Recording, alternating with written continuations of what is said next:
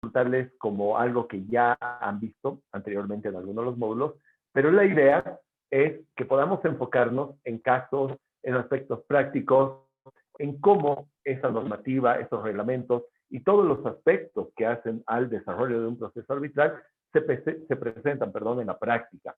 Es por ello también que yo insisto con el tema de las cámaras y demás, porque la idea es intercambiar criterios, yo poder ir siguiéndolos. Obviamente no los puedo obligar, pero esa es la metodología que yo les estoy proponiendo, ¿no? Y que generalmente funciona bien. Bueno, vamos a comenzar con una pequeña conceptualización sobre lo que es la cláusula patológica, que fue el tema que fuimos dejando. Y decimos que cláusula patológica son aquellos convenios arbitrales que por su contenido resultan o pueden resultar incoherentes, ambiguos o inaplicables. También se utiliza esta expresión para hacer referencia a convenios arbitrales que resultan en un arbitraje no idóneo para la correcta o eficiente resolución de la controversia por las partes. Ustedes recordarán, para entrar un poquito en temas, que la clase pasada yo les hacía referencia a un tema, ¿no? Tenemos una cláusula que ustedes, como asesores, como abogados de parte, consideran que es patológica, y esa patología hace que la misma cláusula, en cierto modo, tenga como finalidad la no realización del procedimiento arbitral. Nos centraba también en la fase, estábamos en la etapa inicial, recién habiendo recibido una solicitud de arbitraje. Y en segundo lugar, otro aspecto que creo que era muy importante de resaltar, estaba en la idea de qué es lo que ustedes deberían hacer. Yo les adelanté un poco cuál era la posición y les decía, sería muy mala idea abstraerse de todas las actuaciones procesales que lleve adelante el centro de arbitraje. Bien, empecemos entonces la clase de hoy entendiendo qué es lo que ustedes han buscado, qué es lo que ustedes han pensado sobre esta idea y el porqué de la misma. Incluso, obviamente, se les permite el disenso, ¿no? Como todo arbitraje, o como todo en derecho, no solamente en arbitraje, las opiniones no son matemáticas, no son ciencia exacta y podemos disentir. Así que, a ver, ¿qué han podido identificar? Con mucho gusto tienen la palabra en este momento. Doctor, no sé si me permite. Claro que sí, doctor. Gracias. Bueno, evidentemente, frente a una cláusula patológica y como demandado, yo sugeriría oponer la excepción de incompetencia, ¿sí? Para podernos sustraer del proceso arbitral.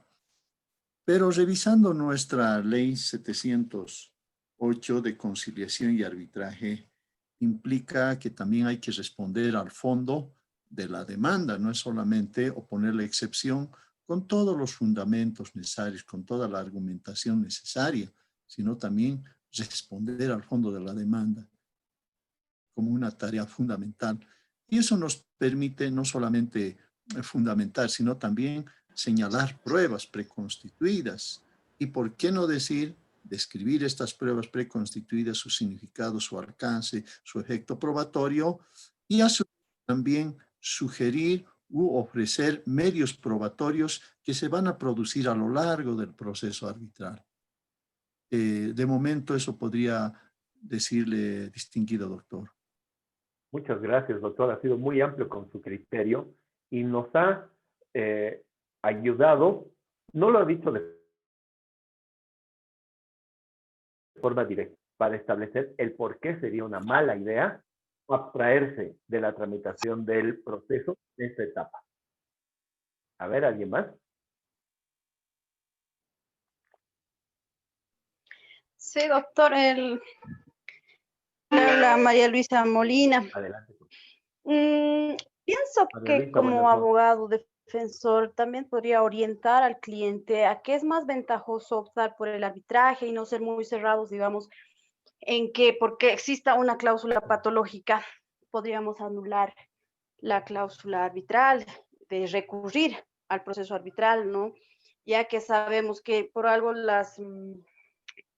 es una solución rápida más rápida que la ordinaria, que la justicia ordinaria y la judicial. Entonces, también se puede orientar de esta forma al cliente. Gracias, María Luisa. Yo estoy plenamente de acuerdo con tu criterio. Podemos nosotros o tenemos la potestad y en algunas circunstancias también se va por esta vía. Sin embargo, yo soy, si recordarás, mucho más radical.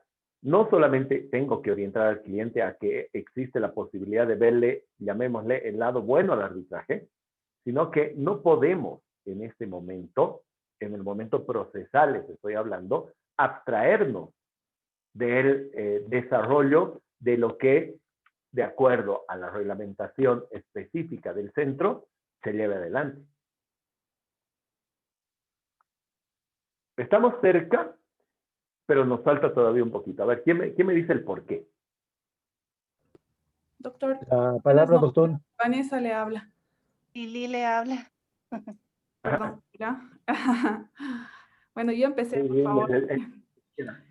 Muy bien, Doctor, Vanessa, adelante. yo creo que es porque al estar la cláusula inserta en el contrato, ya las partes han expresado, ¿no?, su voluntad de poder acogerse a un arbitraje. Entonces, amparados en el principio de la voluntad, de la autonomía, de la voluntad de las partes, yo creo que lo mejor es explicarle, ¿no?, al cliente o a la persona que le estemos orientando, que lo mejor es que se pueda acceder o se vaya por el arbitraje, debido también a las ventajas, todas las ventajas que tiene, ¿no?, este procedimiento arbitral. Gracias, Vanessa. Lili, le toca. Gracias, doctor. Creo que es importante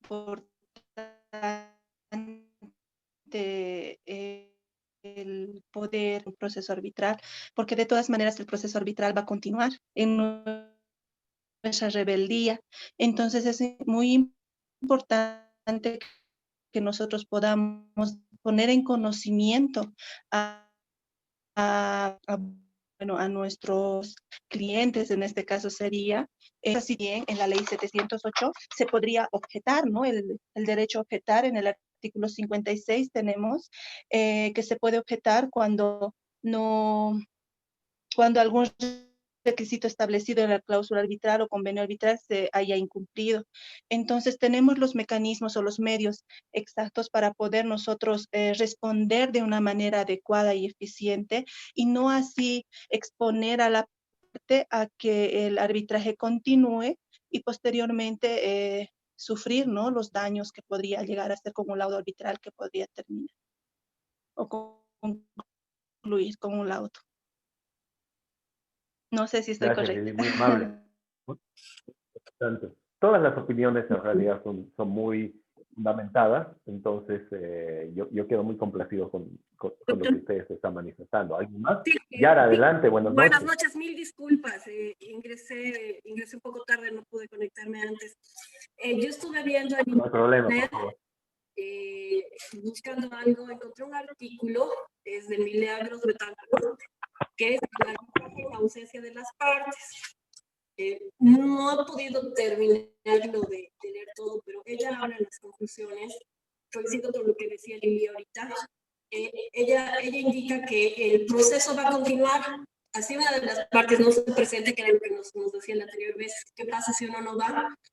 Esta autora indica que el proceso igual continúa, y que porque se estableció en algún momento la voluntad de las partes de participar de ese proceso, y que ante la ausencia por voluntad, o sea, si uno no quiere ir, lo que decíamos, no es porque considera el abogado que algo está fallando, que algo no está bien y que luego lo va a objetar, el proceso igual continúa, ¿no? Y dice, sale perjudicado porque no puede presentar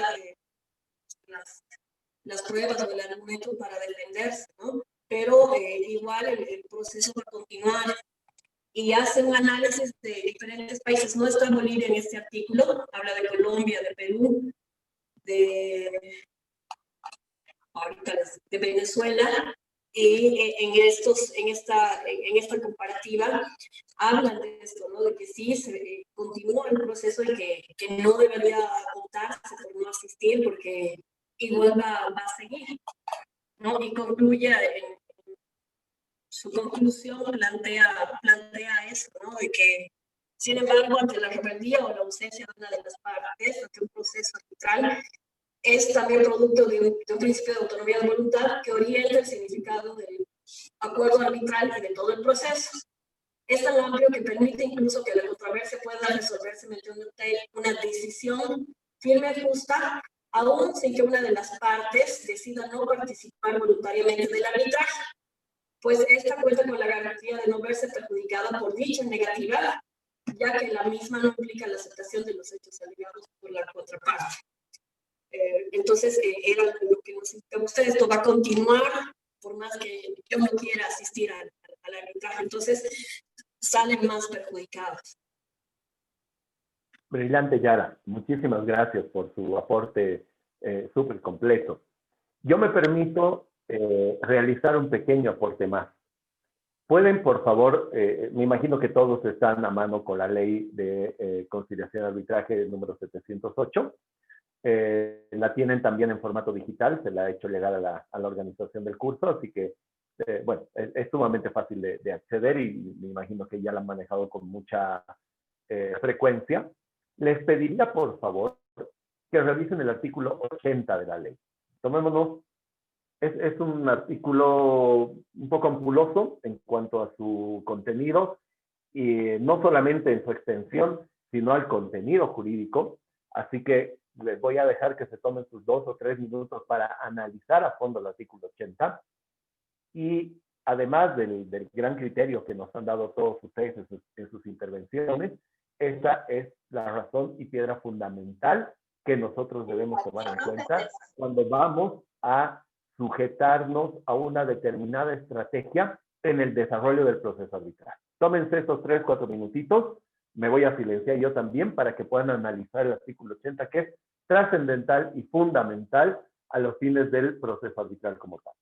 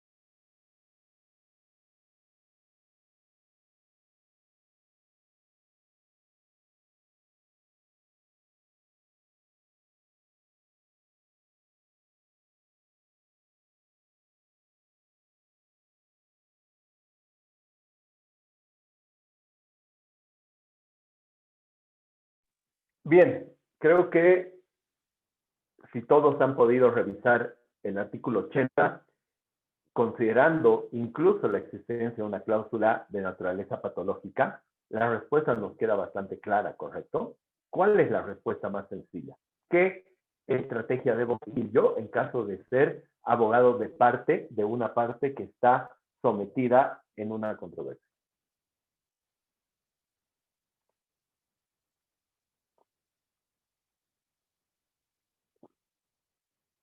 ¿Puedo yo, quieren que me vaya por otro lado? ¿Puedo yo emitir un escrito, una comunicación al centro de arbitraje y pedirle la improcedencia del desarrollo del proceso arbitral en virtud a que la cláusula es patológica?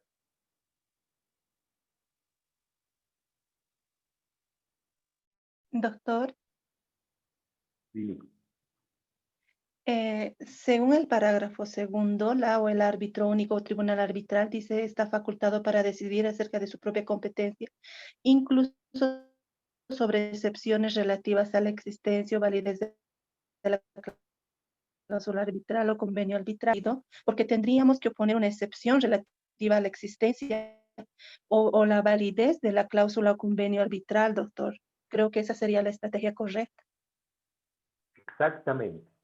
Entonces, cuando ustedes reciban un procedimiento arbitral, aun cuando la cláusula sea manifiestamente improcedente, como vulgarmente decimos por este lado del país, no le pueden tirar el muerto al centro de arbitraje, porque el centro de arbitraje es una autoridad nominadora, puramente nominadora, administradora y, valga la redundancia, con facultades solamente de administración del proceso, la custodia de los documentos, la nominación o seguimiento de la nominación de los árbitros, los aspectos económicos o de naturaleza económica del proceso. En algunos otros centros arbitrales encontramos también que ciertas facultades referidas a notificaciones, secretaría del proceso, pero en el fondo de la controversia, de acuerdo a lo que nos manifiesta el principio competence, que ustedes ya lo han visto anteriormente, que está transcrito o descrito en nuestro artículo 80 de la ley 708, se establece que la única instancia que tiene facultades para decidir que esa cláusula o para declarar a esa cláusula como patológica y por ende el arbitraje inválido y improcedente o como quieran llamarse, es el tribunal arbitral. Entonces, primera idea, tengo que continuar el desarrollo de todas las etapas o desde que he recibido una solicitud de arbitraje. Pero ustedes me dirán, ¿y qué pasa? O sea, ¿cuál es mi instancia o qué tengo que hacer? Si ustedes quieren dejar sentada la invalidez del desarrollo del proceso arbitral, la pueden hacer desde el momento 1, desde el momento 0, si quieren. No hay ningún problema. En todos los escritos, en todas las respuestas, en todas las interacciones que tengan en la etapa inicial o fase prearbitral, ustedes pueden dejar sentados que no están de acuerdo. Pero bajo ningún punto de vista cometan el error de no continuar con las diferentes actuaciones. Que ahorita vamos a ver cuáles son y vamos a ver qué aspectos son los importantes a destacar desde el punto de vista, llamémosle práctico, en lo que tiene que ver con el desarrollo de estos audiencias. Bien, entonces, digamos, he suscrito un convenio arbitral, no importa si es patológico o no, importa que es patológico, vemos acá, de acuerdo a la definición, que la patología se traduce en dos instancias, ¿no ves? La primera, que esta incoherencia hagan que alguna de las cuestiones sea ambigua, sea ambigua o inaplicable, y adicionalmente, esto hace que la vía arbitral, como mínimo, se vea perjudicada. ¿Y por qué estoy siendo yo mismo tan ambiguo? Porque no todas las patologías que presentan las cláusulas son idénticas. Hay patologías que son eminentemente subsanables y algunas otras que me van a llevar a perder solamente mi tiempo cuando yo quiera desarrollar un arbitraje. Eso vamos a ver un poquito a continuación, ¿ya? Ejemplo, ¿no? Una cláusula patológica, por ejemplo, se manifiesta en acuerdos de arbitraje optativos o híbridos. El típico caso de la cláusula que nos dice, ¿no? En caso de discrepancia en la ejecución e interpretación del contrato, las partes llevarán adelante la solución de esta controversia en una instancia arbitral o en la vía jurisdiccional. ¿Ya? Esa es una cláusula patológica optativa que nos presenta un serio problema. Esa patología es bastante compleja. ¿Por qué? Porque evidentemente la contraparte, ¿qué me va a responder cuando yo establezca una solicitud de arbitraje? Si no está interesada en llevar adelante el arbitraje como tal, va a decir, no he expresado de forma inequívoca mi aceptación de elevar al arbitraje. Es más, tenemos la vía judicial o la vía jurisdiccional, como prefieran ustedes, y es a la que yo me acojo. Esa patología es sumamente compleja porque realmente es muy difícil de establecer que la voluntad de las partes es inequívoca totalmente hacia la celebración de un convenio arbitral, perdón, de un arbitraje en caso de controversia. Carencia de certeza es bien complejo también, porque han escuchado ustedes, o por qué se dan las cláusulas patológicas, han escuchado ustedes alguna vez que a la cláusula arbitral se le llama la midnight clause o la cláusula de medianoche. ¿Alguien ha escuchado esta especie de declaración que se le da a la cláusula arbitral?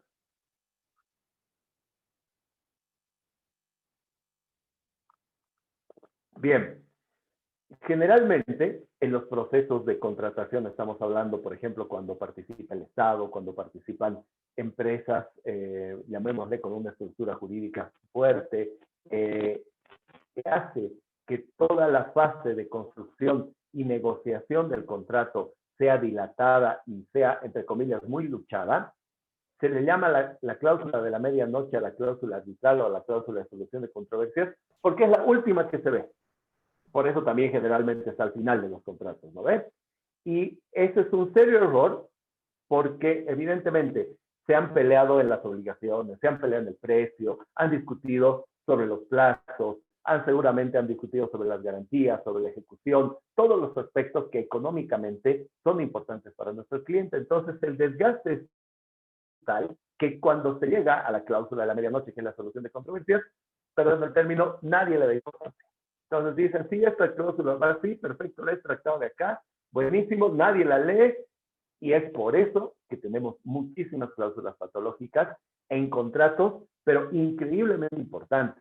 No estamos hablando de un contrato de arrendamiento de un pequeño departamento, estamos hablando de contratos muchas veces de millones de dólares que de la misma forma son patológicas. Bien, así que ya saben, generalmente en la doctrina van a encontrar a la cláusula arbitral, peyorativamente hablando, como la cláusula de la medianoche. Entonces, la cláusula patológica puede tener también carencia de certeza sobre la materia, sobre la oportunidad y sobre el foro. Cuando estamos hablando de la materia, lógicamente estamos haciendo referencia a qué competencia le estoy abriendo a los árbitros. Yo les hacía referencia, en realidad ustedes me ayudaron con un caso haciéndome referencia a una cláusula patológica que recaía sobre la materia. ¿Alguien se acuerda cuál era esa cláusula?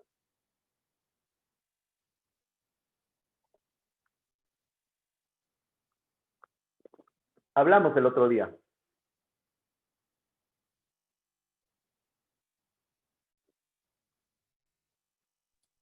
Doctor, ¿se refiere a materia civil, penal, familiar, tributaria, etcétera? ¿Se refiere en esa acepción, esa palabra que tenemos sobre la materia?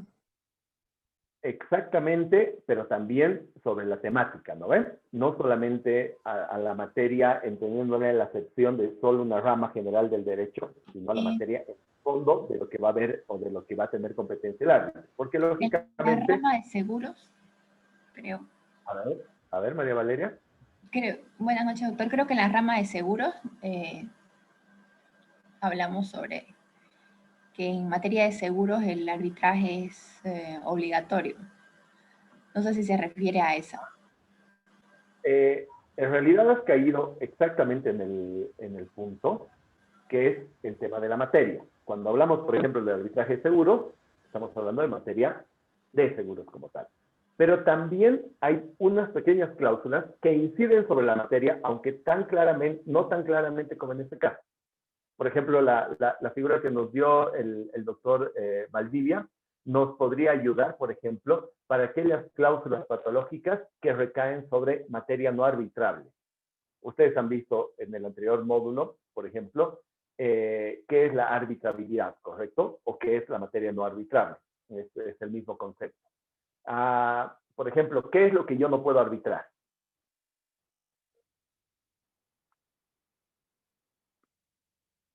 El tema familiar. Un ejemplo, hay un montón, ¿no?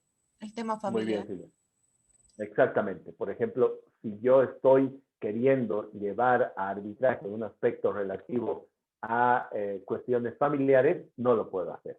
Algo más, por ejemplo, si yo estoy suscribiendo un contrato administrativo con el Estado boliviano, no puedo llevarlo a arbitraje, ¿no? Entonces, esa cláusula va a tener una patología. Pero es peor aún, debido a la, podríamos decir, a la materia y a los requisitos de la misma, también se pueden dar cláusulas que sean válidas, pero que terminen siendo patológicas. ¿Cómo se daría este caso?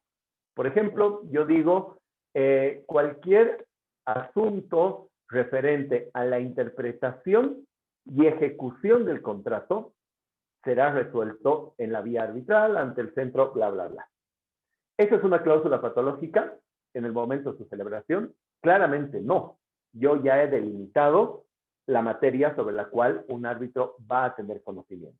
Bien, pero resulta que la solicitud de arbitraje que yo voy a presentar no radica sobre un aspecto ni referente a la interpretación ni a la ejecución del contrato, simplemente radica sobre unos pagos pendientes de obligaciones ya cumplidas. Automáticamente, ese arbitraje, o si quieren ustedes, la cláusula ha adquirido una patología. ¿Por qué? Porque la controversia no va a poder ser resuelta por la vía arbitral. El ejemplo típico de este caso se da cuando las partes negociamos o los abogados negociamos una cláusula arbitral en el que decimos la interpretación del contrato será resuelta por vía arbitral. Y nos olvidamos que además de la interpretación tenemos la ejecución, el cumplimiento de obligaciones y N cuestiones que son totalmente distintas y que vienen atadas a la posibilidad de una controversia, ¿correcto? Entonces ahí ya nos presentamos ante un serio problema y han habido casos, recientemente el año pasado, sin ir más lejos, mi persona en calidad de miembro de un tribunal arbitral hemos tenido que declararnos incompetentes precisamente porque la cláusula arbitral no versaba más que para la interpretación del contrato y todas las cuestiones litigiosas dentro de esa controversia tenían que ver con la ejecución del mismo, por ejemplo, ¿no? Entonces, evidentemente ahí hemos entrado en una patología. Hay patologías sobre el tema de la oportunidad, totalmente de acuerdo. Esa patología es también un poco compleja, pero no es tan definitiva. ¿Alguien podría imaginarse cómo se daría una patología sobre el tema de oportunidad?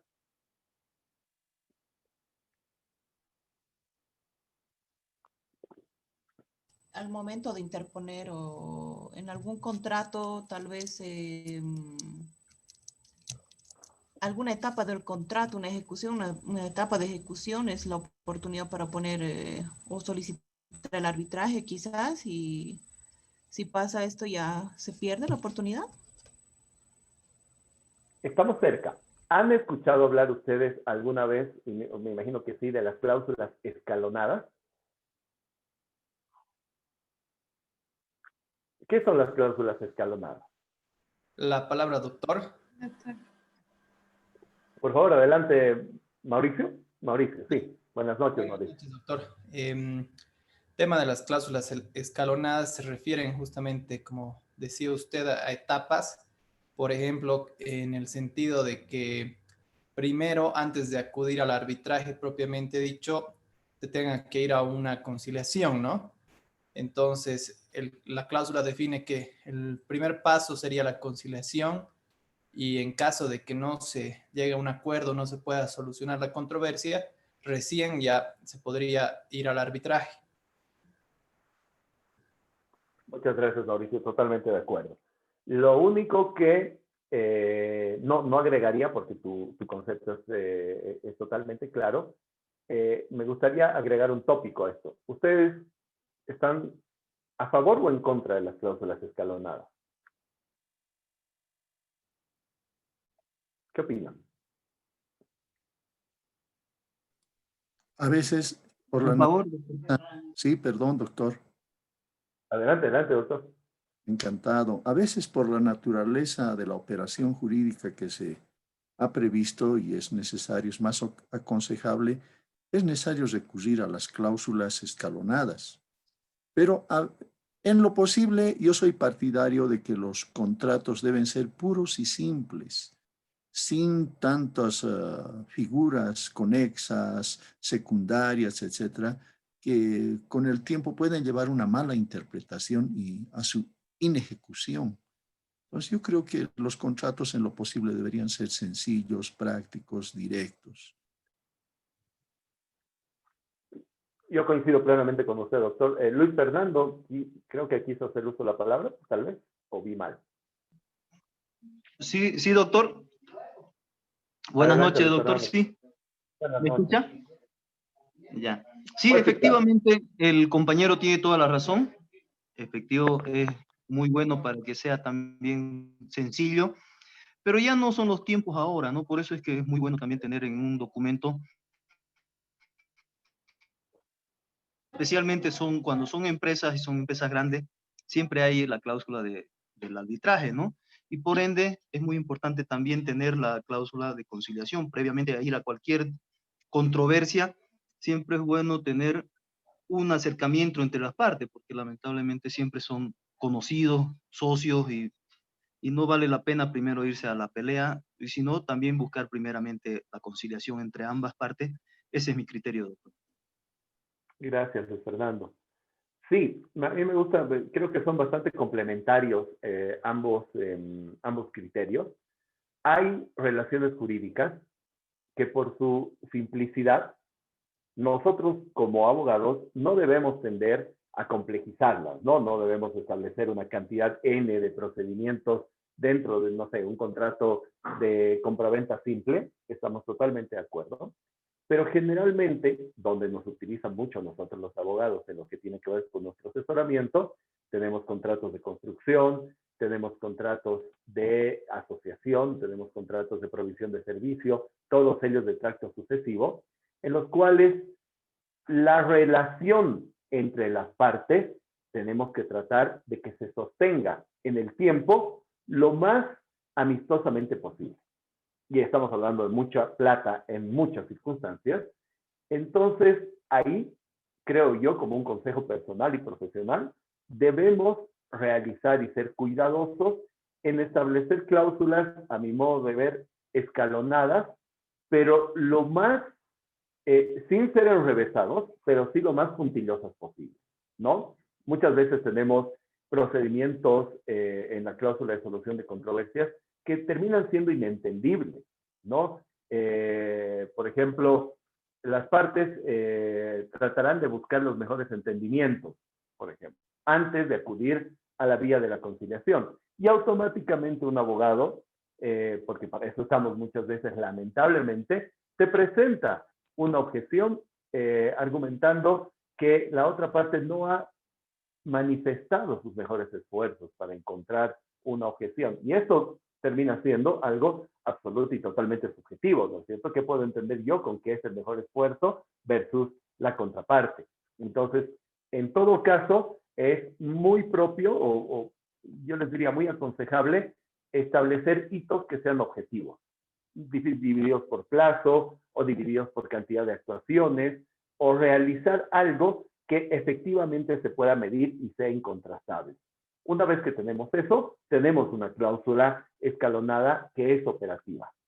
De acuerdo a la naturaleza contractual, una cláusula puede ser escalonada y otra que no. Y además la ley 708 no nos ha ayudado en esto, porque ustedes que ya están manejando, y veo con mucha complacencia, que tienen un manejo bastante ya familiar con la ley 708, les hago una pregunta.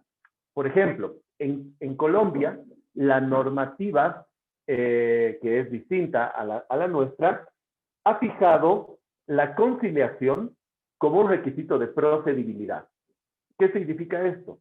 Que en cualquier materia, obviamente estamos hablando de derechos disponibles, en la que yo quiera iniciar una demanda, ya sea arbitral o incluso judicial, previamente tengo que haber activado y agotado la instancia de la conciliación. ¿Ya? Por eso se le llama requisito de procedibilidad. Tú no puedes presentar una demanda en un juzgado público civil en Colombia si previamente no presentas tu acta de no entendimiento a la conciliación. ¿Ya? ¿Por qué? Porque es requisito de procedibilidad. Es distinto a cómo nos manejamos nosotros. La ley 708 tiene una visión determinada. ¿Quién me diría cuál es? ¿Es un requisito previo la conciliación o no?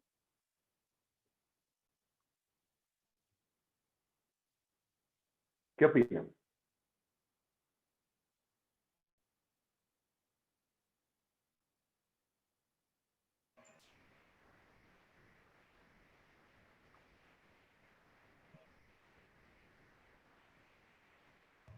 No sé si hay alguien intentando participar y no se le escucha. Sí, si me permite, doctor.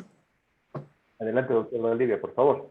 Gracias. Bueno, yo soy bastante lego, no conozco mayormente del procedimiento arbitral, pero lo que he podido leer en la ley 708 es que si a uno lo notifican con la demanda, quiere decir que más antes no ha habido un procedimiento previo de conciliación. Entonces entra uno directo de frente ya nomás al conflicto, al método adversarial. Entonces creo que no es necesario, estrictamente obligatorio, como digamos en un proceso civil ordinario en la jurisdicción, de previamente agotar la vía de la conciliación previa. Entonces, hasta donde he podido interpretar, doctor, salvo que esté equivocado. Lo que pasa es que no está equivocado, doctor, pero vamos a leer el artículo 86 de la ley 708. Por favor, revisen su artículo 86.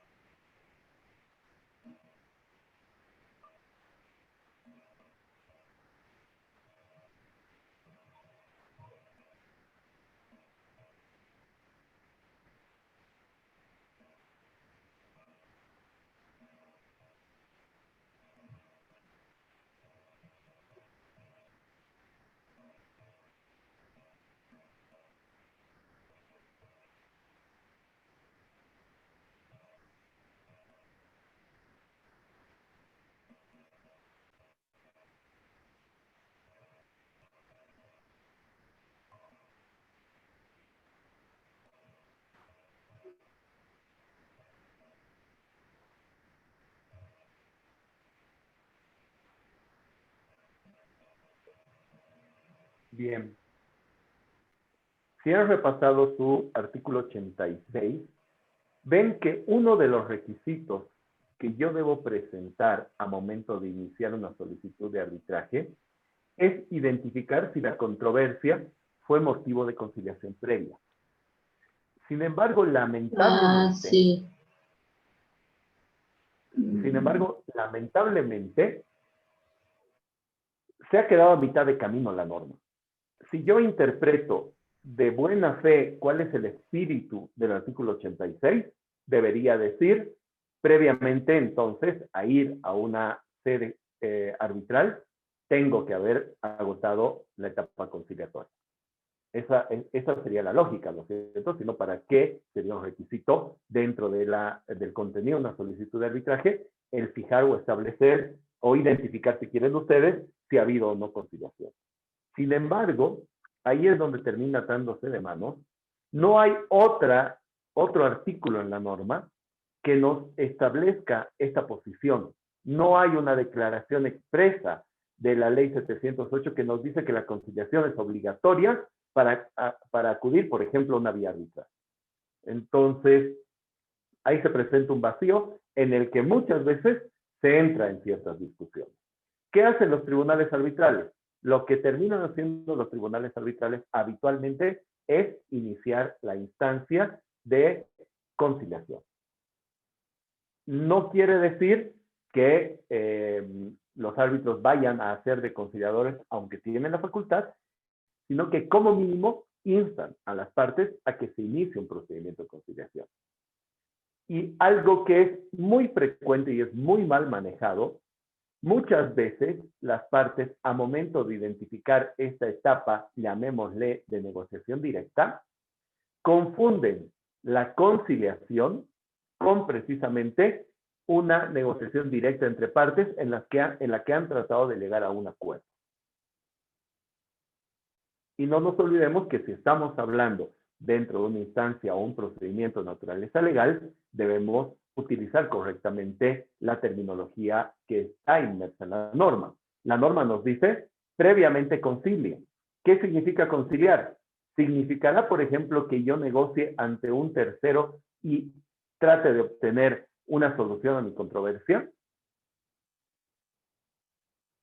¿Qué opinan? Digamos que todos estamos acá de acuerdo con que el doctor Valdivia, debido a su gran conocimiento y experiencia, es la persona idónea para ayudarnos a negociar. Entonces lo contratamos al doctor Valdivia y le decimos, doctor, por favor, le vamos a exponer nuestros criterios y ayúdenos a encontrar una transacción en esta controversia. Y el doctor Valdivia logra que nosotros podamos llegar a un acuerdo determinado. ¿Esta es una conciliación?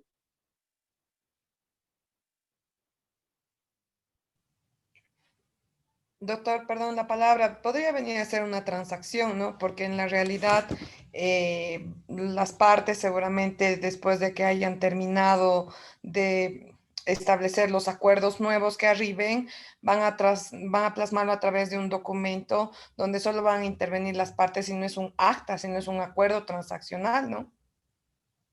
Estamos de acuerdo. Ahora, no nos olvidemos, Paola, que en el fondo el acta de conciliación en cuanto a su naturaleza, de igual forma es una transacción, ¿no? Pero no tendríamos a nuestro conciliador. Estamos totalmente de acuerdo. Lo que dice Paola es la respuesta correcta. ¿Qué nos ha faltado para que eso sea una conciliación? Básicamente la formalidad. Acuérdense, cuando hablábamos el día miércoles, el arbitraje tiene dos vertientes, ¿correcto? Puede ser institucional o puede ser ad hoc. Sin embargo, la conciliación no. La conciliación es eminentemente institucional.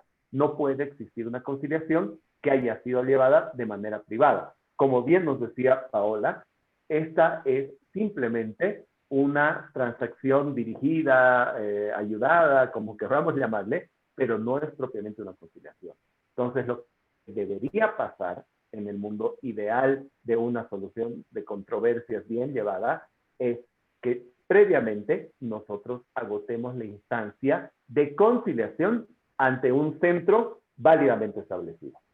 Si no pasa esto, les repito cuál es la solución que habitualmente encuentran los cuerpos arbitrales o muchas veces incluso los mismos centros instan a las partes a que previamente se inicie el procedimiento de conciliación a fin de evitar futuras nulidades. Esa es una solución. La verdad es que el tema de la oportunidad como patología no es tan complejo.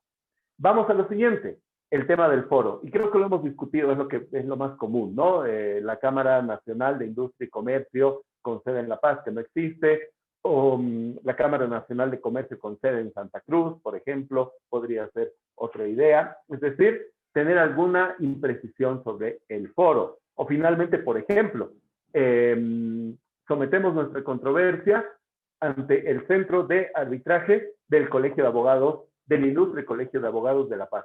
¿Qué pasaría en este caso?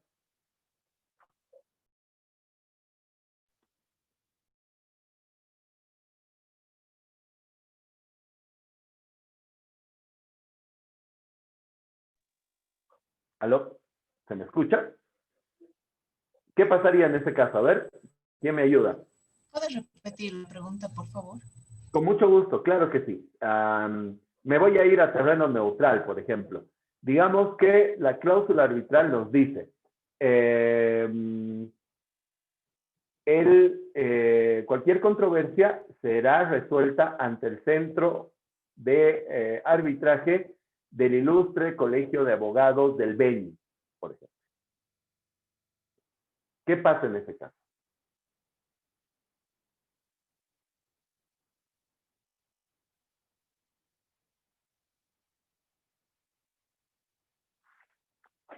¿Cómo resolvemos?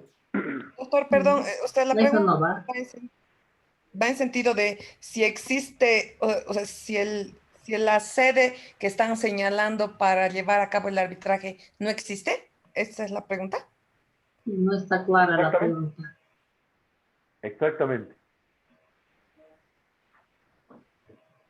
Habría que averiguar primero si existe evidentemente ese centro o no, para poder ver la viabilidad de llevar o no el arbitraje en dicha. Totalmente de acuerdo. Entonces, la patología puede recaer sobre el foro por ejemplo, producto del desconocimiento nuestro, ¿sí? Y también puede caer en patología por circunstancias posteriores. Por ejemplo, en la ciudad de La Paz, nosotros hace unos cuantos años atrás, teníamos un centro de arbitraje muy fuerte en el ilustre Colegio de Abogados de la ciudad de La Paz. Sin embargo, como es de conocimiento público, los colegios o las entidades gremiales que aglutinan a los abogados han caído en una etapa de desinstitucionalización debido a la normativa vigente, y esto ha tenido como consecuencia que, por ejemplo, en el caso de La Paz, el Colegio de Abogados deje de tener su centro en funcionamiento. La mala noticia es que si ustedes han convenido la celebración de un arbitraje ante ese centro, pues actualmente han quedado descubiertos de protección, por ejemplo. Esa puede ser una patología sobre el foro. Y también encontramos en lo que es cláusula patológica acuerdos que son inoperantes o inejecutables. Les voy a dar un ejemplo. Les he pasado a ustedes los reglamentos de los 3 principales centros de arbitraje que tenemos en Bolivia. 2 de forma directa en PDF y 1 a través del link, porque no he podido encontrar el descargable, que es el reglamento de CAINCO, pero en todos los casos ese link los va a llevar a tener el reglamento actualizado.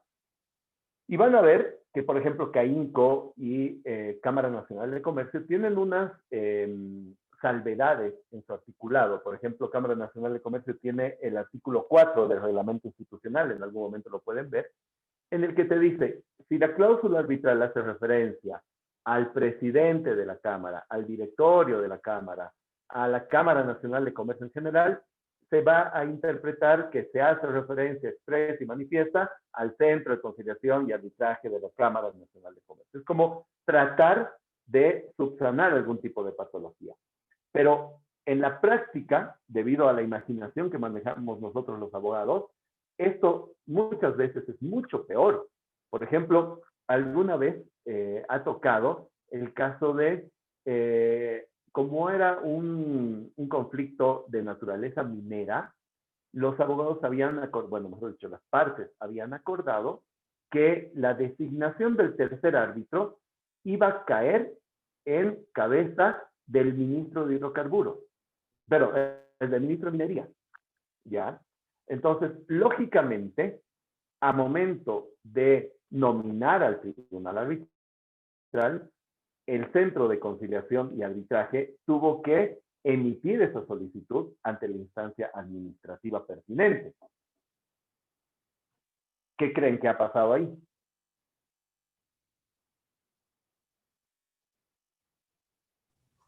Que el ministerio ha dicho que no tenía competencia en eso.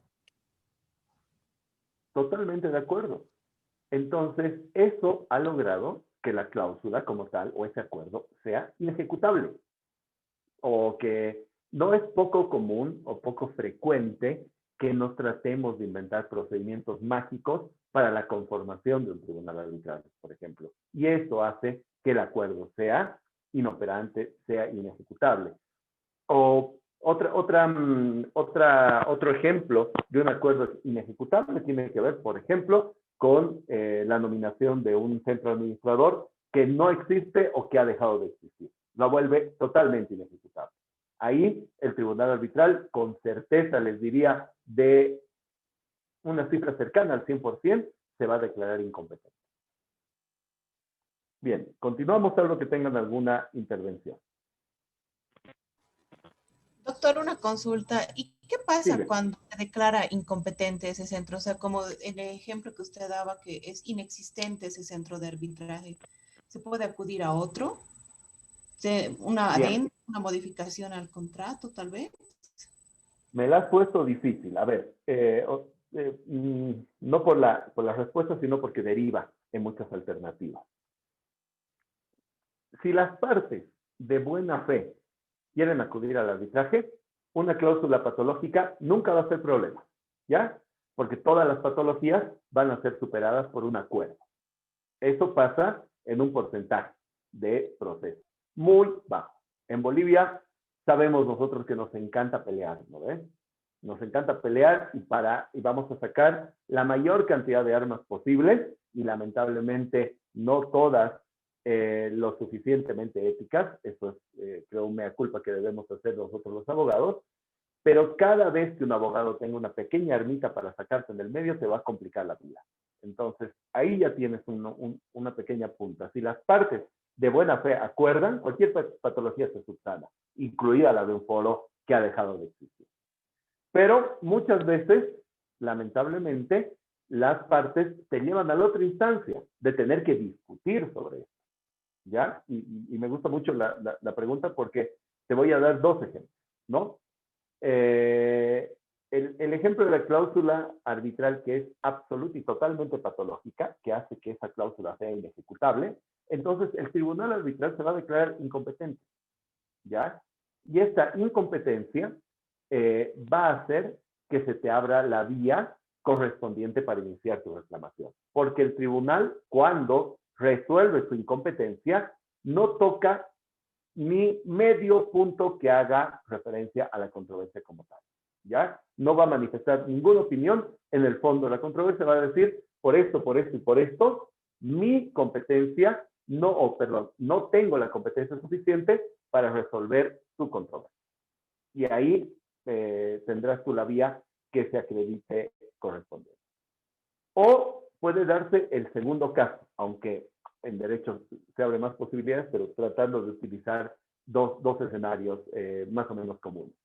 El segundo escenario es que la cláusula arbitral tenga una patología que sea mínima. Les voy a dar un ejemplo que además ha encontrado respaldo jurisprudencial. Teníamos esta cláusula tal cual a la que yo he estado haciendo referencia. Nos decía, yo en este caso no era miembro del tribunal arbitral, ejercía la secretaría del caso, y el demandado presentó la excepción de incompetencia del tribunal arbitral porque la cláusula decía cualquier controversia será resuelta ante el Centro de Conciliación y Arbitraje de la Cámara Nacional de Industria y Comercio de la Ciudad de La Paz. Bien. ¿Había una patología? Evidentemente había una patología. ¿Por qué? Porque esa institución propiamente no existe, ¿ya?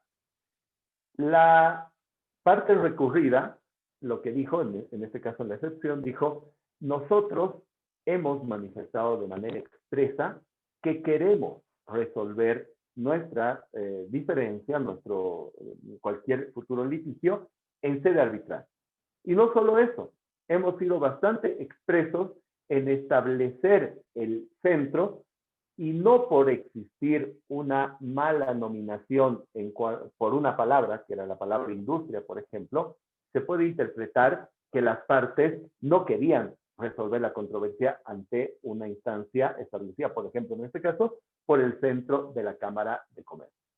Y ahí, en algún momento, si quieren, puedo revisar esa jurisprudencia, que no solamente se encuentra a nivel nacional, sino internacional.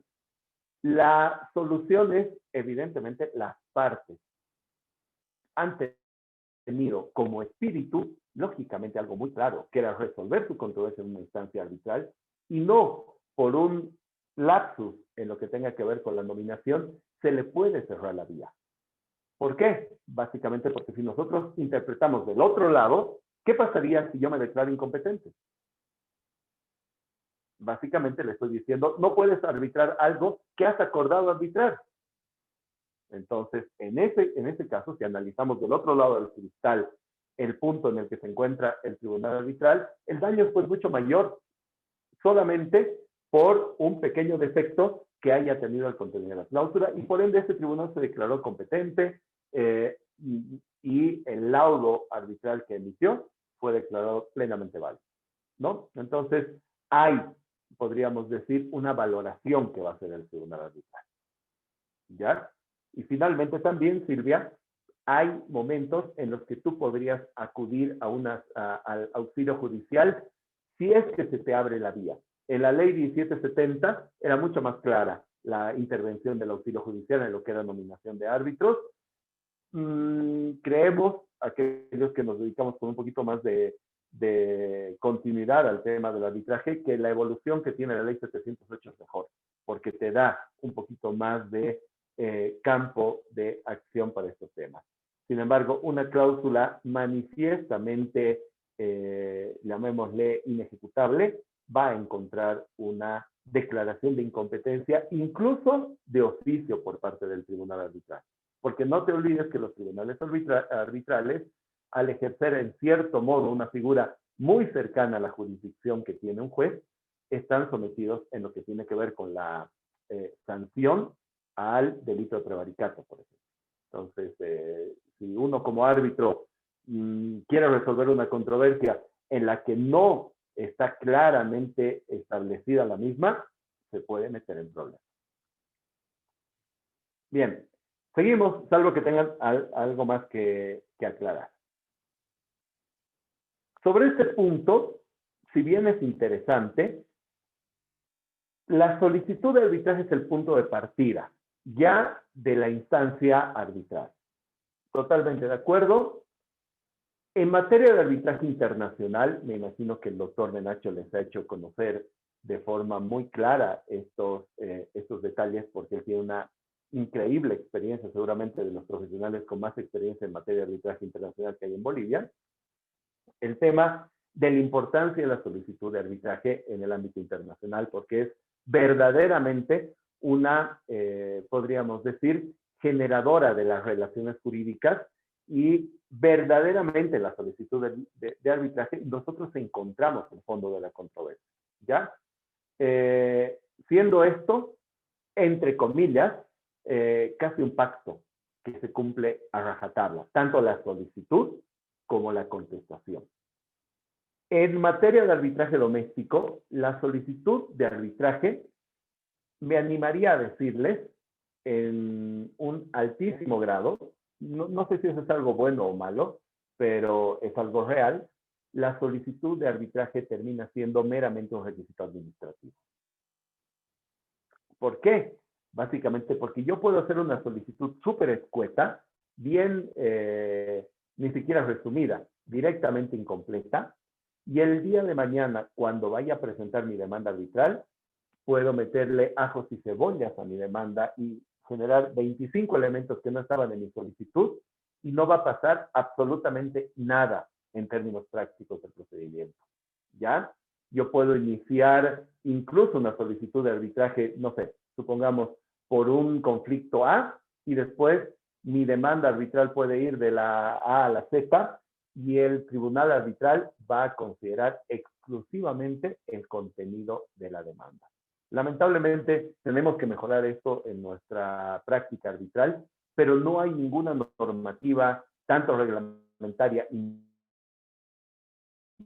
muchísimo menos de la ley, que te diga que la solicitud de arbitraje en cuanto a su contenido debe ser respetada posteriormente la demanda, ¿ya? Esa es la razón por la cual yo considero a la solicitud de arbitraje como una notificación del inicio de la controversia, totalmente claro, pero no tiene mucho más valor en el fondo.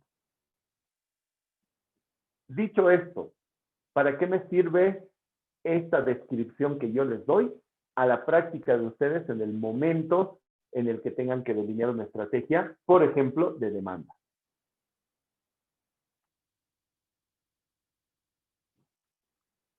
Pareciera estar descolgado el comentario, pero no, tiene una razón de ser.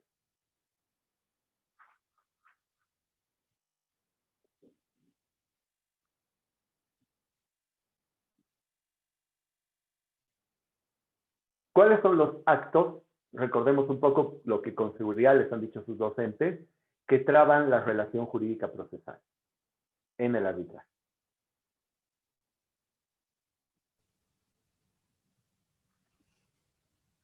Doctor, ¿se refiere a la etapa inicial y la sesión preparatoria del arbitraje? No, Paola, un poquito más allá estoy yendo.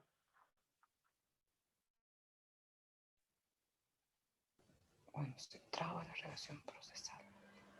Exacto. Doctor, Por ejemplo, tenemos María Valeria, adelante, por favor. ¿podría ser la voluntad manifiesta de las partes de someterse al arbitraje y que exista la controversia y la cláusula o convenio que da origen al arbitraje? A ver, aquí hay procesalistas. Por ejemplo, el doctor Valdivia nos va a ayudar con esto, porque es un tema más de derecho procesal que de arbitraje como tal.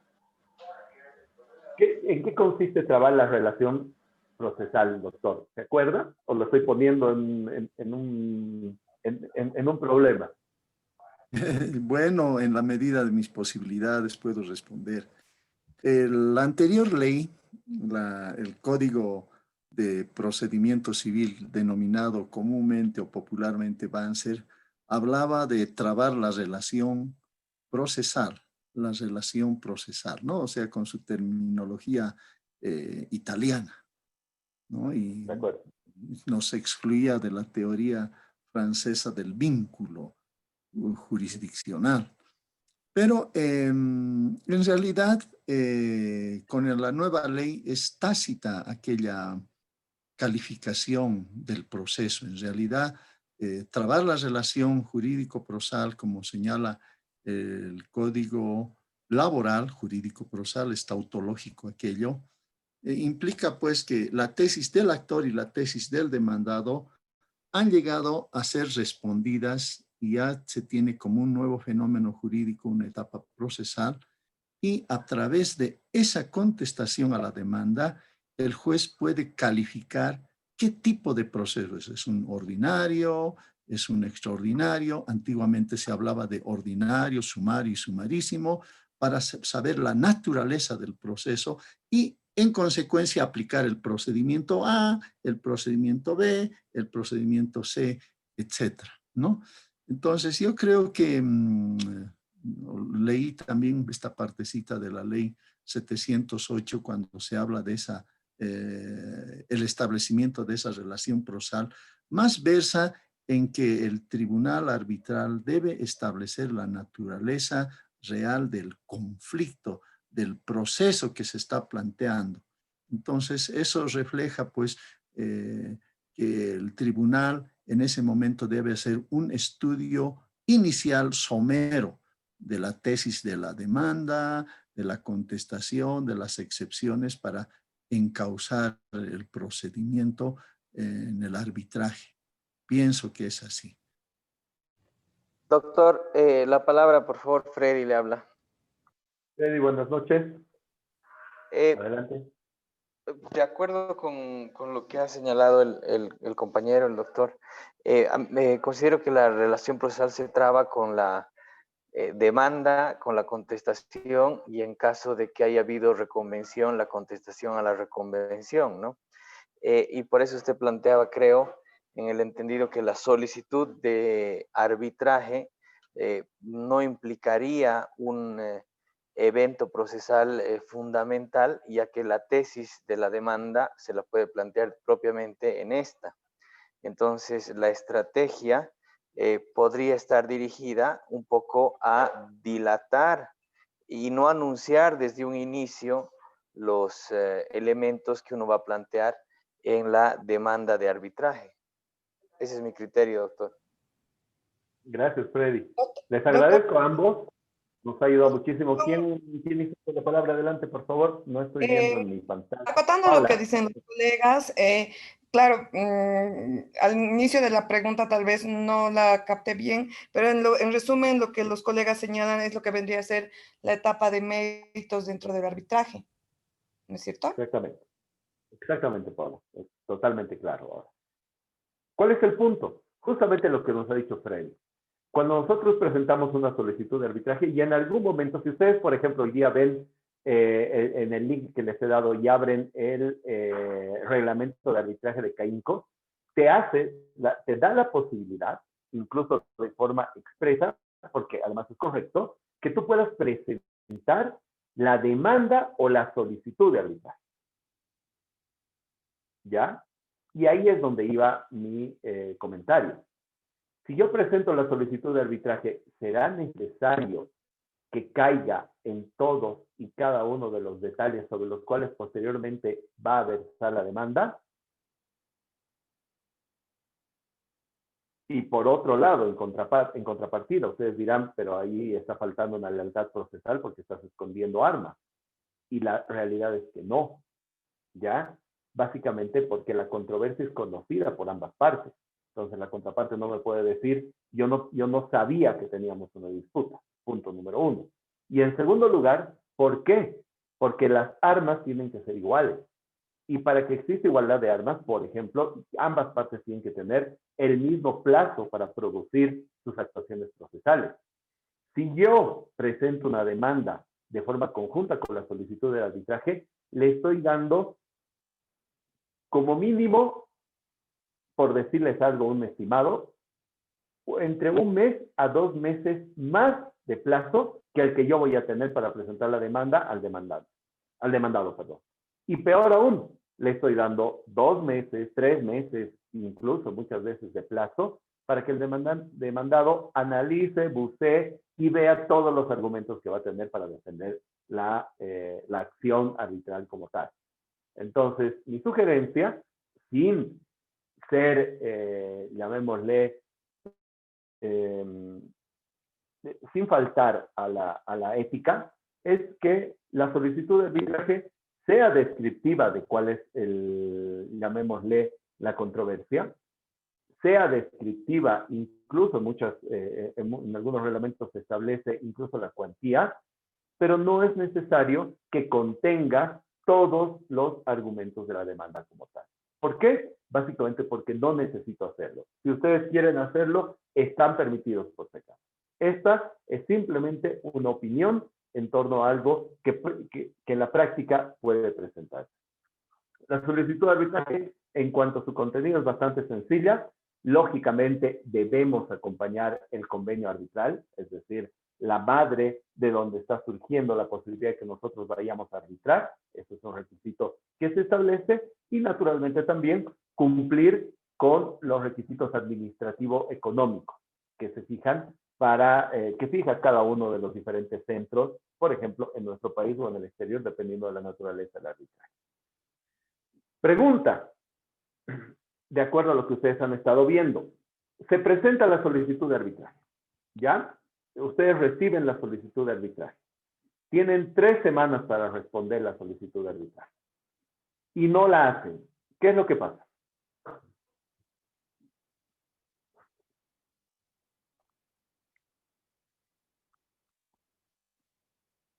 Ustedes son los solicitados de arbitraje, tuvieron ese plazo, no presentaron en tiempo oportuno, en estas 3 semanas o 15 días hábiles, la respuesta a la solicitud.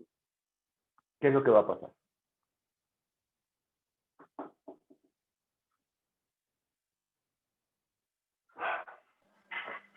Doctor. Adelante. Creo que una vez el tribunal se declare competente para conocer la controversia, aunque la parte demandada no conteste, igual se inicia el proceso. Igual se inicia el arbitraje. Exactamente. Este es un segundo factor que a ustedes les muestra que en el fondo, tanto la solicitud de arbitraje como su contestación no tienen una gran trascendencia en lo que va a ser la resolución de la controversia. Como demandado de un arbitraje, incluso puedo optar por no decir nada y directamente presentarme a la siguiente actuación procesal. No se espera eso en buena fe, para serles realistas. Se espera que el solicitado de arbitraje conteste. Por ejemplo, es una buena etapa en la que si ustedes no están de acuerdo con llevar adelante el proceso arbitral, ya se comience anunciando esto, por ejemplo. Pero si no lo hicieran, tampoco pasa nada en el fondo. Bien, sigamos avanzando. Se ha presentado la solicitud, se ha presentado la contestación. Como les decía, la vamos a pasar rápido por los efectos que genera. y nos vamos a ir a este acto, la sesión preparatoria de arbitraje. Como esta es una clase que versa más sobre la práctica que sobre el contenido, lo que yo les quiero preguntar es, perfecto, ¿ya presentaron su solicitud o fueron solicitados de arbitraje? El Centro de Conciliación y Arbitraje los llama a la sesión preparatoria de arbitraje. Bien, ustedes asisten. Actualmente, debido a la pandemia que estamos viviendo, los centros realizan esta sesión de forma virtual y se comunican por la plataforma que estime el centro. Bien. En la preparación previa a la sesión de arbitraje, de la sesión preparatoria de arbitraje, ¿qué aspectos van a tener en cuenta ustedes sobre los cuales van a asesorar a su cliente? ¿Qué creen que es lo fundamental?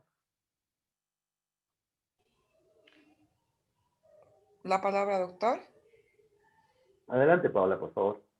En la sesión preparatoria de arbitraje, por lo general hay que tomar en cuenta el tema de la elección del árbitro o los árbitros, si se va a constituir un tribunal o un árbitro único, ver el tema de determinar el procedimiento que se va a llevar a cabo, ¿no? Porque las partes tienen la libertad de establecer los plazos que se van a tomar en cuenta tanto para la presentación de la demanda, la contestación, el periodo de prueba, algunos aspectos propios del proceso, tal vez pericias que se tengan que realizar de alguna índole, que obviamente el abogado tiene que asistir a la parte solicitante o solicitada para que tome en cuenta de todos estos tiempos inclusive, ¿no? O sea, se puede establecer que en 10 días a la notificación o a la sesión de la preparación del arbitraje para presentar la demanda, consultar con la parte si es suficiente el tiempo,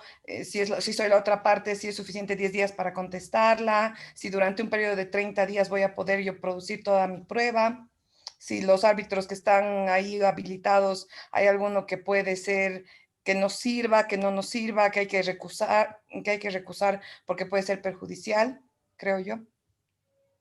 Bien, has terminado toda la temática, Paola. Has peinado todos los temas habidos y por haber, pero tenemos que centrarnos en algo. ¿Qué dirían ustedes? Porque realmente lo que dice Paola es verdaderamente lo que yo puedo hacer.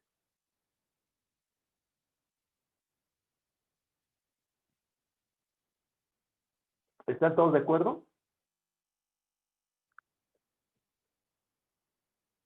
Silvia está de acuerdo contigo, de acuerdo a sus gestos, en realidad. Ahora, la pregunta es la siguiente. Dicho de la forma más humilde posible, por favor, que eso no se interprete de otra forma, es correcto lo que yo puedo hacer, que es tener absolutamente todos los acuerdos procesales. Hay abogados que tienen esta, llamémosle, alternativa o iniciativa. Ahora, nos falta un paso fundamental y yo les diría un sujeto procesal, si se me permite el término sujeto procesal que ahora está, que es el tribunal arbitral. El tribunal arbitral va a ser quien va a administrar justicia dentro de lo que es este procedimiento o esta controversia. Si nosotros acordamos una serie de procedimientos, mecanismos y demás, ¿creen oportuno hacerlo cuando todavía no tenemos un tribunal arbitral?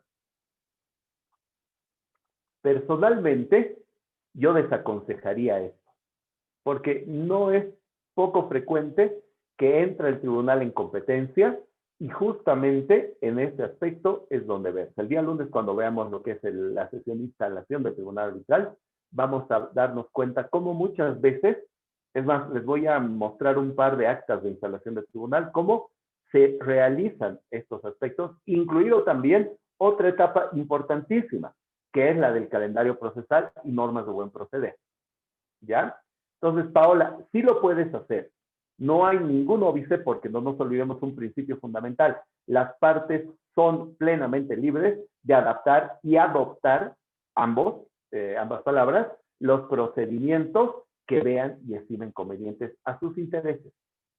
E incluso el mismo tribunal arbitral se encuentra sometido a la voluntad de las partes en estos aspectos. Obviamente siempre y cuando la misma no sea vulneratoria de principios y garantías procesales, ¿no?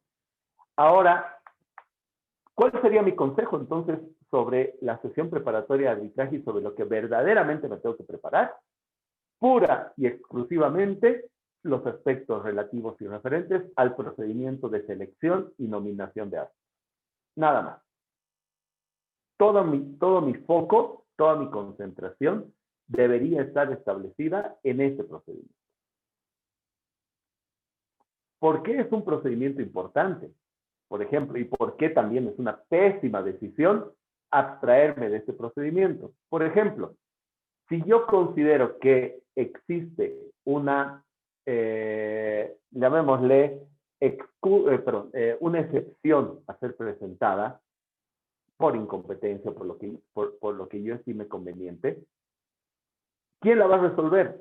La va a resolver el tribunal arbitral, ¿correcto? En todos los casos, por lo que nos dice el artículo 60.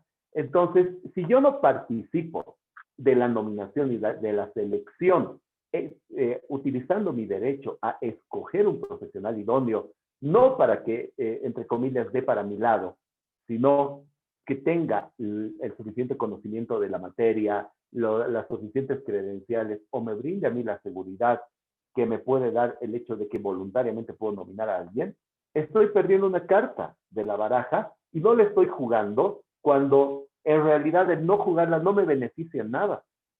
De todas formas voy a presentar mi excepción. De todas formas voy a plantear la incompetencia. Entonces, ¿qué mejor que sea alguien, entre comillas, de mi confianza, quien resuelva esa incompetencia? Por si acaso, muy claro, no estoy diciendo, y que no se interprete, por favor, el hecho de que yo nomino un árbitro a que ese árbitro juega para mi equipo. En absoluto. El árbitro es independiente. El concepto de árbitro de parte era antiguo, vetusto, incluso anterior a la ley 1770. ¿Ya? El árbitro de parte ha quedado como un concepto solamente de una terminología casera, pero el árbitro deja de ser de parte desde el momento que acepta nuestra nominación y es absoluto y totalmente independiente. Sin embargo, como parte, lógicamente nos conviene identificar el mejor árbitro posible de acuerdo a lo que nosotros queremos que se resuelva. Por eso es que les digo que esta fase que comienza con la sesión preparatoria de arbitraje no debería contar ni con nuestra ausencia ni con nuestro silencio. Totalmente. Si estamos de acuerdo con el procedimiento, asistimos y procedemos a la nominación. No hay ningún problema. Pero evidentemente es muy importante, aun cuando ustedes sean contrarios a la salud del arbitraje en este caso, que participen en toda esta fase. ¿Hasta ahí alguna duda?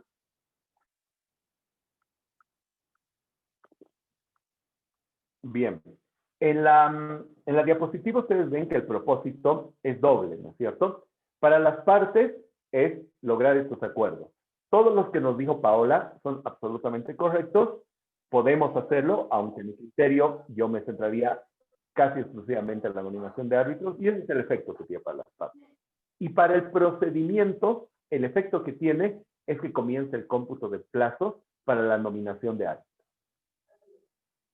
Es muy habitual que los plazos estén previamente establecidos. Generalmente tenemos un plazo de 5 días, habitual y normalmente pasa, para seleccionar a nuestro árbitro de parte. Ese es el efecto más importante a los fines del procedimiento. Entonces, aún en el caso de que nosotros no digamos nada, en el caso incluso de que nos ausentemos de esta sesión preparatoria de arbitraje, a partir de la realización de la misma, el centro de arbitraje va a empezar a computar nuestro tiempo para nominar a nuestro árbitro de parte. ¿Estamos hasta ahí? Creo que queda clarísimo porque además eso ya lo han visto. Otro aspecto muy interesante. Ustedes saben que los tribunales arbitrales tienen una conformación orgánica en algún momento o unipersonal en otro, ¿no? La ley 708 nos establece que si nosotros no establecemos, pero no consignamos de manera expresa en la cláusula arbitral el número de árbitros, siempre van a ser 3, y de forma excepcional, si lo tenemos establecido, podemos nominar un árbitro único. Vamos a la práctica. ¿En algún momento será apropiado tener un árbitro único? ¿Es recomendable? ¿Qué dicen ustedes? Desde el punto de vista práctico, les digo, ¿ya? Yo creo que sí, doctor. Cuando la cuantía es mínima o no tiene una gran relevancia o importancia económica, yo creo el conflicto a ser arbitrado quizás es así, ¿no? Y cuando es muy complejo, quizás vale la pena tener un tribunal arbitral. Muy bien, doctor. Muchísimas gracias. Voy a hacer solamente una pequeña complementación. Estoy totalmente de acuerdo con el criterio del doctor Valdivia.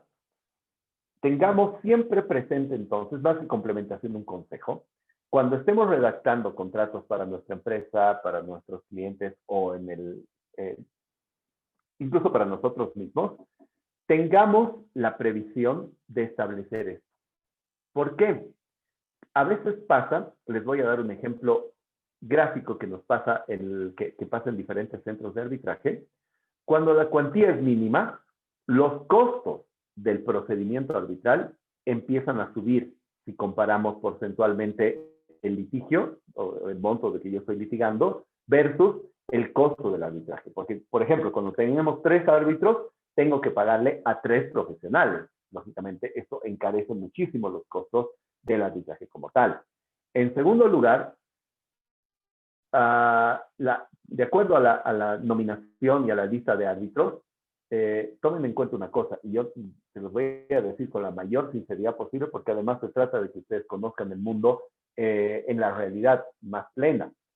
Hay procesos arbitrales que cuando la cuantía, como nos decía el doctor Valdivia, es mínima, un árbitro puede llegar a ganar $100 por todo el desarrollo del procedimiento.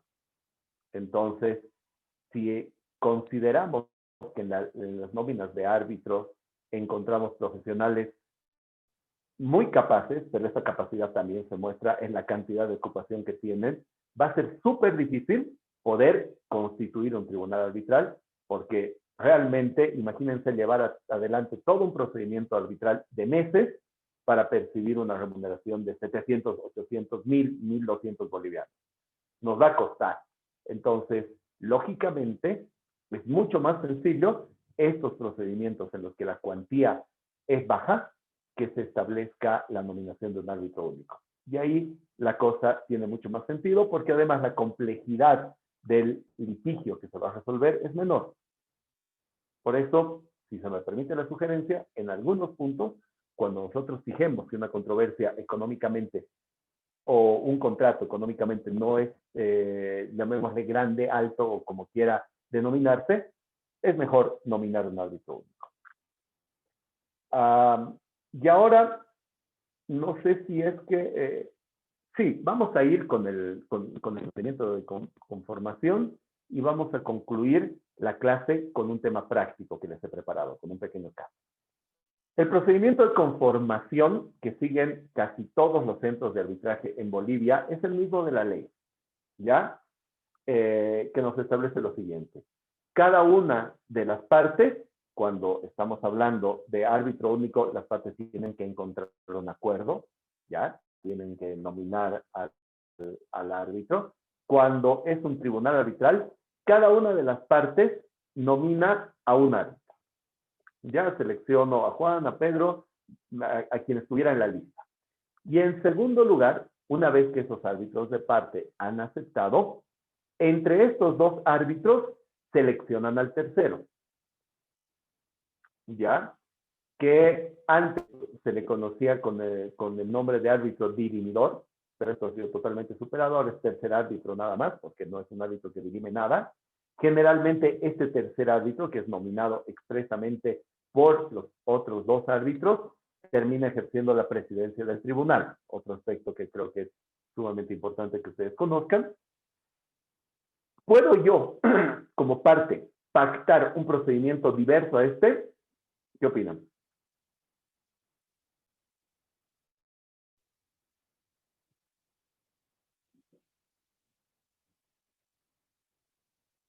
Último esfuercito, ya sé que es la última parte de la semana, del viernes, ya estamos cansados, es el último esfuerzo, creo que nos quedan pocos minutos. A ver, ¿qué opinan?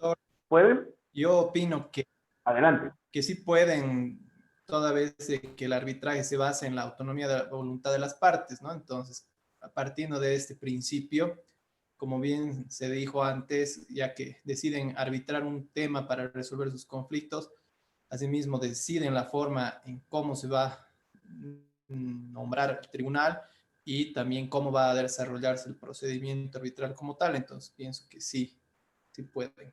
Gracias, Mauricio. Sí, absolutamente de acuerdo. Las partes tienen plena facultad para cambiar el procedimiento de selección. No va a pasar que digan, tenemos que estar de acuerdo con los 3 árbitros, y mucho menos, eso es fantasía, pero perfectamente pasa que las partes digan, vamos a nominar nosotros, de acuerdo a una lista que entreguemos al Centro de Conciliación y Arbitraje, al tercer árbitro. Y en el nombre que coincidamos, ese va a ser el tercer árbitro, por ejemplo. Es un procedimiento común y alterno a la ley. Si no dice nada, entonces nos vamos por el procedimiento que yo les he descrito. Siguiente consulta. ¿Qué pasa, por ejemplo, si yo soy demandado, tengo el plazo para nominar y seleccionar a mi árbitro y no hago nada?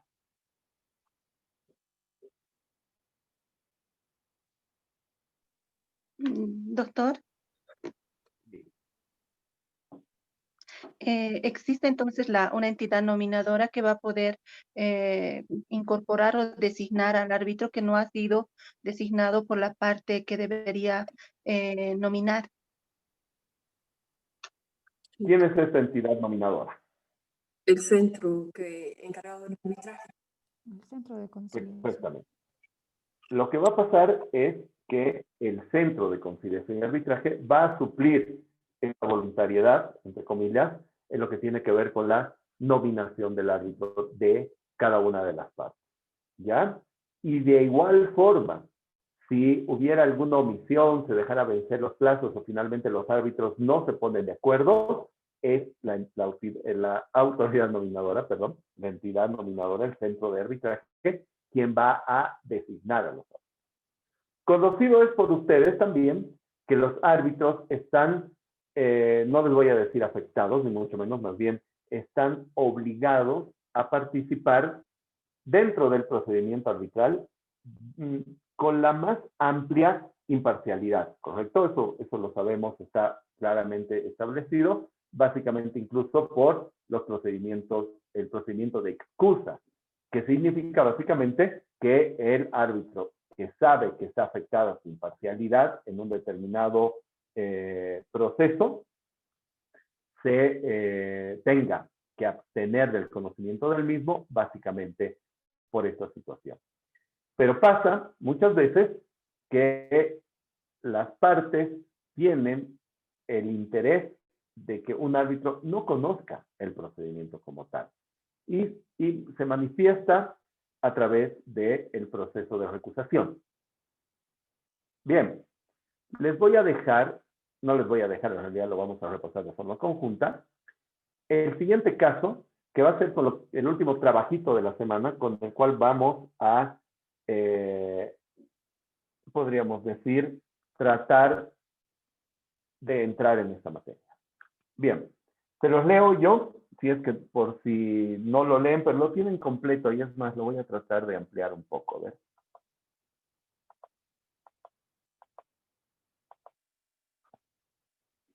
Ya, a ver, esperen un segundito.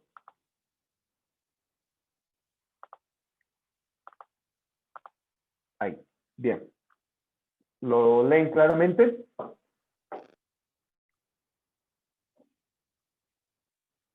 En este caso voy a tomar el silencio como aceptación. La empresa Materiales Unidos, S.A., ha iniciado una controversia contra la compañía telefónica La Paz Limitada por efecto del incumplimiento de un contrato de construcción. En la fase prearbitral, el Centro de Arbitraje de Oruro ha dispuesto la nominación de árbitros para cada una de las partes, toda vez que el tribunal arbitral debe estar conformado por 3 miembros. En este sentido, la empresa Materiales Unidos S.A. nominó como árbitro al doctor Luis Pérez, quien recibió la invitación por parte del Centro de Arbitraje, la analizó y expresó su aceptación sobre la referida nominación.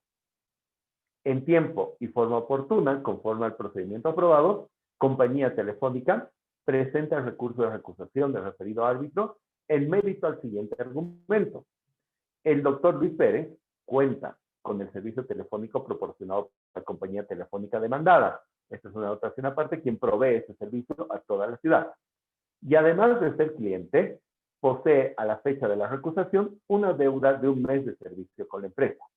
Por esta razón, argumentando que existe una relación de acreencia y por su condición de deudor, la demandada manifiesta que su imparcialidad se verá comprometida. Se le traslada esta recusación y el doctor Luis Pérez rechaza esta argumentación. Bien, el trabajo que ustedes van a hacer en los pocos minutos que nos quedan es resolver la recusación planteada. ¿Queda claro? Bien. Les voy a dar 10 minutos, porque obviamente el resolver la recusación tiene que ver con que busquen la normativa vigente, y les doy otra alternativa. Si quieren trabajar con los reglamentos institucionales de cualquiera de los centros, también lo pueden hacer, porque los centros o los reglamentos institucionales son mucho más descriptivos en lo que corresponde a los procedimientos de ejecución y recusación. Está bien. ¿Y cómo vamos a presentarlo? Lo vamos a... muy buena pregunta, Silvia. Para hacer una primera introducción, vamos a discutir los puntos relevantes, pero este va a ser uno de los trabajos que me van a presentar hasta el final del módulo. Está bien, gracias. Listo.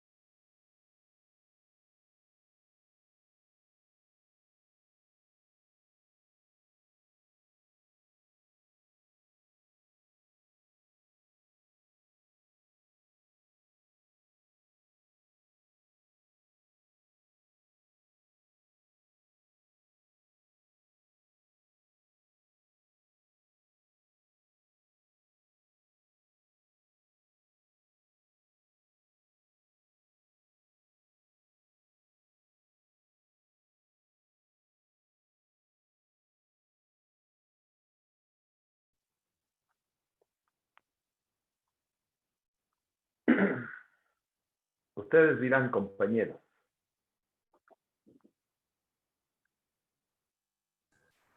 La palabra, doctor. Adelante, adelante, Mauricio, por favor. A ver, bueno, en este caso habla de que se resolvería en el centro de arbitraje de Oruro. Bueno, no tenemos el reglamento, ¿no?, del centro de arbitraje de Oruro.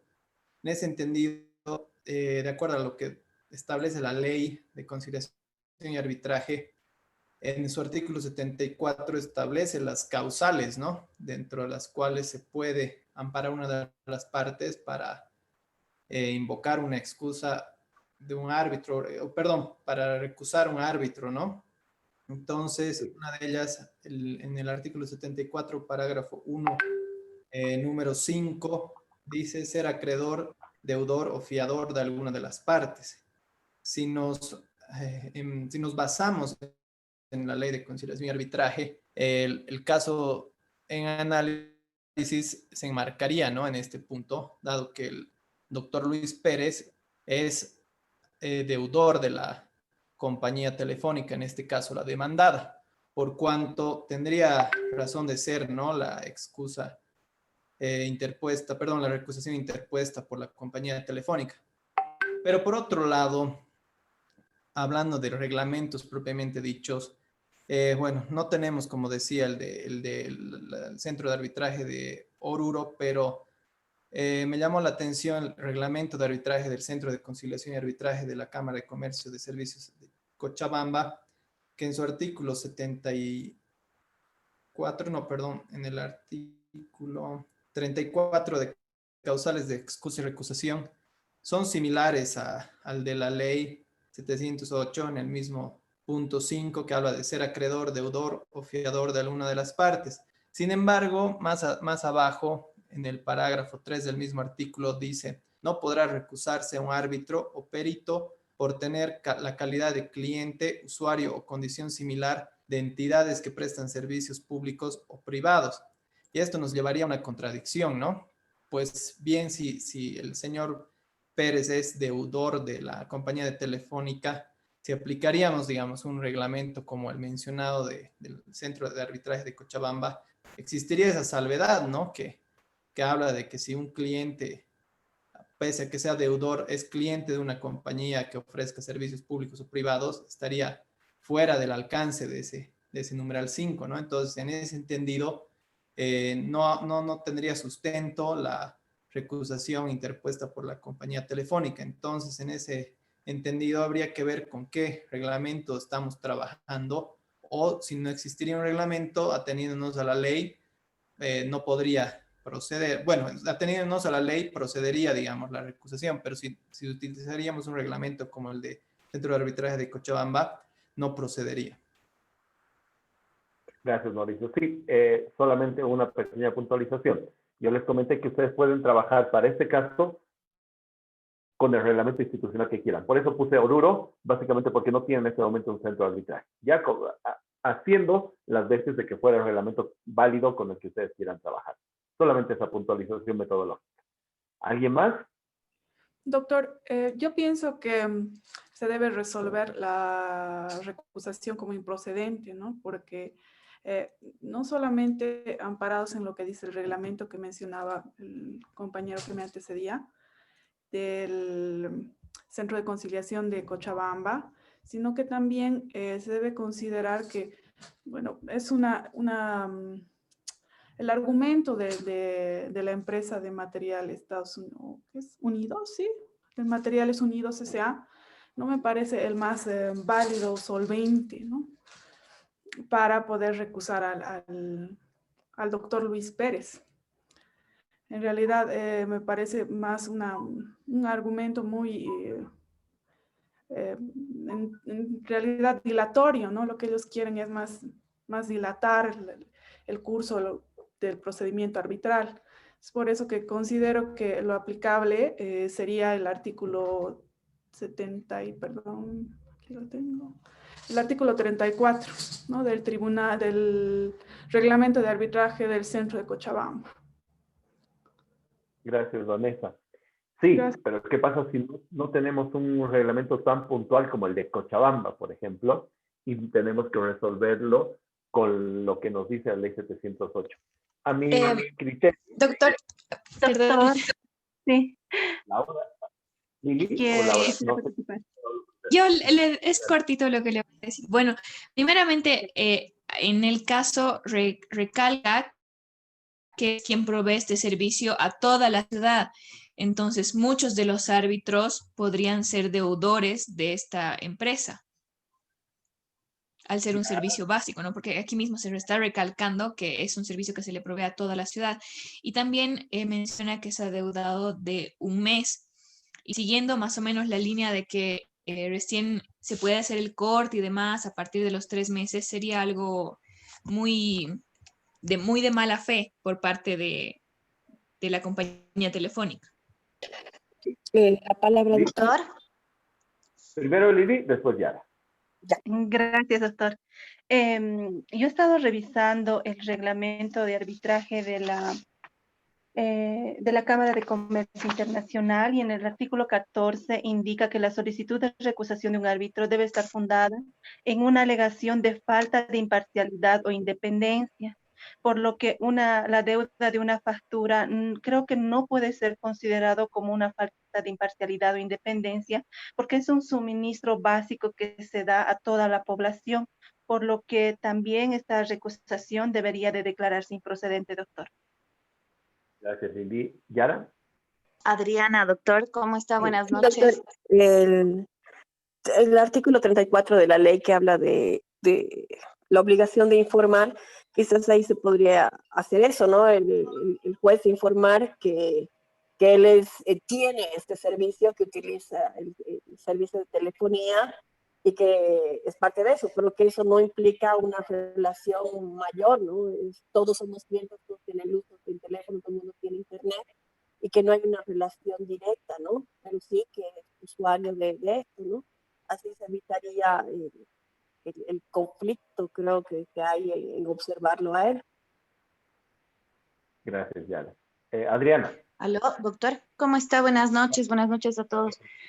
Bueno, sí, evidente, pareciera más un acto dilatorio, ¿no? Pero si tenemos que actuar un poco, o bueno, no un poco, más bien apegados a la ley, creo que lo correcto es lo que decía el compañero Mauricio, ¿no? Que deberíamos tomar en cuenta el artículo 74, ya que el caso mencionado se enmarca dentro de este artículo, ¿no? Ya, muy bien.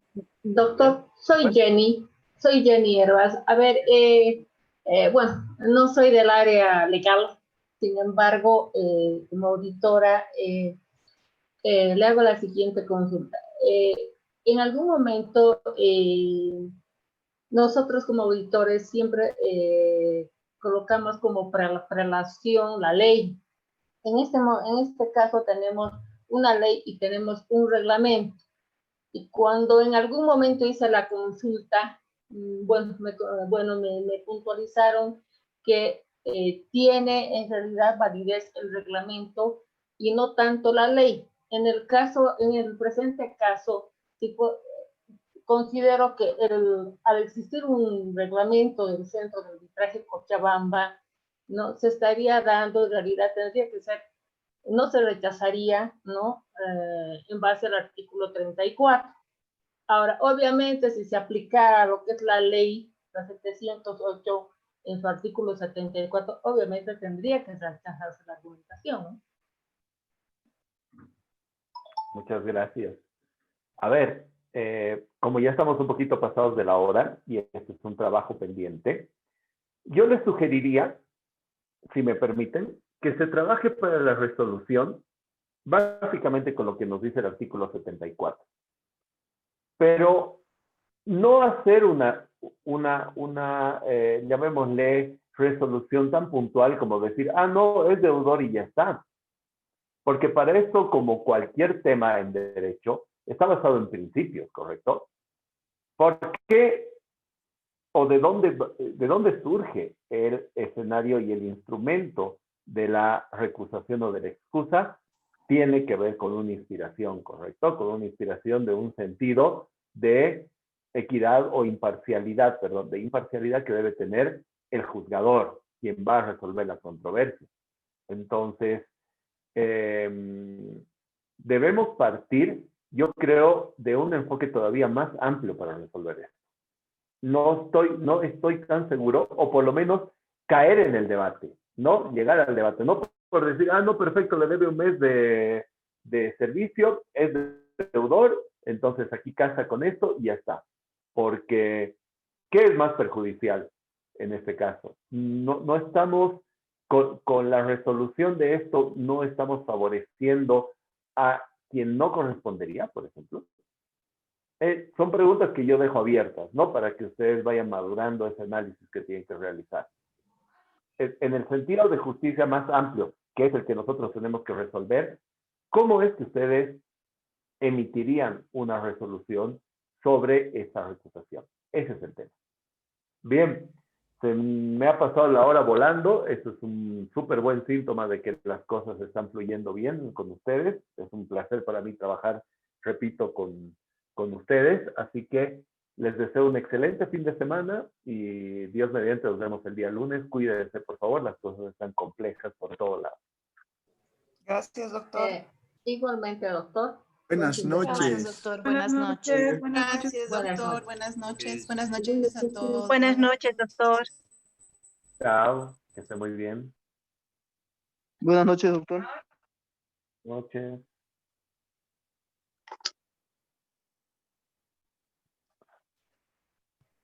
Ya se dio por la calle.